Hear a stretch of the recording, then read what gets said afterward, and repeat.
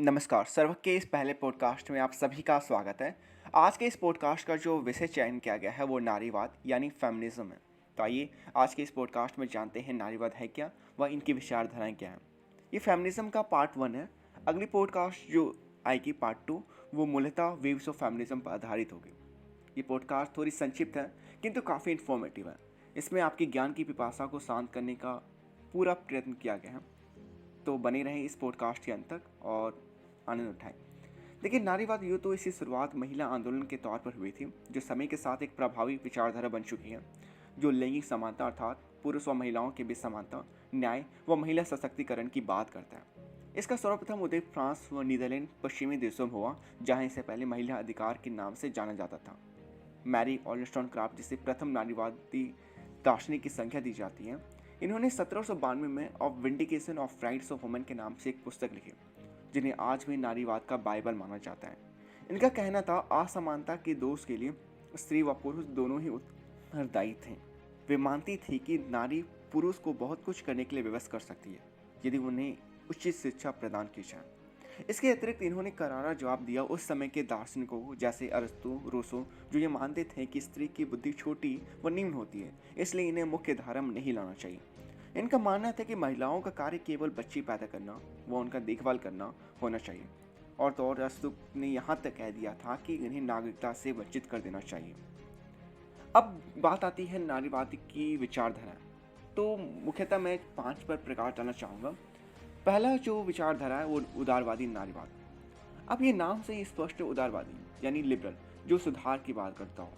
निश्चित तौर पर हमारे समाज में कुछ ऐसे कार्य प्रणाली व व्यवस्था है जिनमें त्रुटियां हैं, कमियां हैं, तो उसे सुधार करने की बात करती है। किसके सहारे? कानून के सहारे। यानी स्त्रियों के लिए जो विकल्प सीमित थे उन्हें कानून के जरिए विस्तार किया जाता है। ये समानता की बात करता है। ये रूढ़िवादी सोच पर प्रहार करता है। उदाहरण के तौर पर समझिए इक्वल पे एक्ट का आना, जो ये सुनिश्चित करता है कि महिलाओं व पुरुषों को समान कार्य करने पर समान वेतन दिए जाएंगे। अगली विचारधारा मार्क्सवादी विचारधारा है, जो ये मानता है कि पूंजी सारी समस्या का जड़ है। पूंजीवाद से ही पितृसत्ता यानी पैट्रियार्की का एक्सटेंशन हुआ है, विस्तार हुआ है, जो कारण बना है नारी के उत्पीड़न का, शोषण का। उदाहरण के तौर पर समझिए, इंडस्ट्रियल रिवोल्यूशन से पहले खेत व घर को उत्पादन का स्थान व केंद्र माना जाता था। लोग वहाँ मिलजुल कर कार्य करते थे, काम करते थे। लेकिन जैसे ही इंडस्ट्रियल रिवोल्यूशन का आगमन हुआ, फैक्ट्रियाँ, इंडस्ट्रियाँ खुलना शुरू हुई, जहाँ पुरुषों को आय कमाने के लिए बाहर जाना पड़ा और महिलाओं को घर की 4 दीवारी तक सीमित रहना पड़ा। अब ये स्वाभाविक है, जिनके हाथ में पूंजी होगी वे शक्तिशाली होगा। और इस प्रकार से दिखा चाहिए तो पुरुषों के पास शक्ति थी क्योंकि उसके पास पूंजी था, और कारण बना उन महिलाओं के उत्पीड़न का। तीसरी विचारधारा जो है समाजवादी नारीवाद की। ये मानता है कि पितृसत्ता शोषण व्यवस्था का कारण समाज है, क्योंकि जब एक महिला पत्नी बनती है तो अपना समूचा व्यक्तित्व तथा सेवा अपने पति को समर्पित करती है। यानी उसकी आज़ादी का बागडोर का नियंत्रण किसके हाथ में? पति के हाथों में। तभी मुझे एक प्रचलित कोट याद आती है जो सिमोन द वीवर ने कहा था, womens are not born, they are made. अर्थात महिलाएं पैदा नहीं होती बल्कि निर्मित की जाती है। और कैसे निर्माण किया जाता है उनका? समाज के द्वारा। उसकी वेशभूषा से लेकर रहन सहन तक का निर्धारण समाज करता है।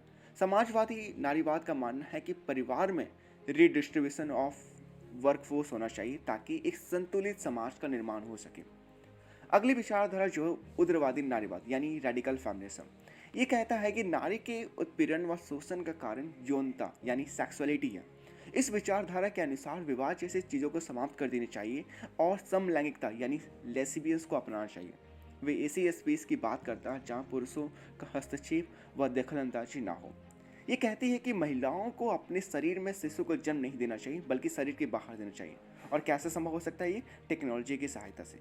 यहाँ पर देखा जाए तो मुख्यतः विवाह को एक पैट्रियार्की का सिंबल के तौर पर प्रेजेंट किया गया है, जो ये मानते हैं कि शादी के बाद परिवार का निर्माण होता है, जहाँ स्त्रियों का उत्पीड़न सबसे अधिक होता है। अगली विचारधारा जो है सांस्कृतिक यानी कल्चरल फेमिनिज्म। इसके अनुसार स्त्री व पुरुष में मौलिक तथा जैविक अंतर है और इनका व्यवहार व गुण में पुरुष में काफ़ी भिन्न है। सांस्कृतिक नारीवादियों का मानना है कि यदि पितृसत्ता जैसे संस्कृति को समाप्त करना है तो महिलाओं को अपनी विशिष्टताओं को आधार बनाकर शासन करने का अवसर देना चाहिए। कई नारीवादी कल्चरल फेमिनिज्म को रेडिकल फेमिनिज्म का उभरा हुआ रूप मानते हैं। तो इस प्रकार से आज के इस पॉडकास्ट का एंड हुआ। फिर मिलता हूँ अगले पॉडकास्ट में, तब तक जय हिंद।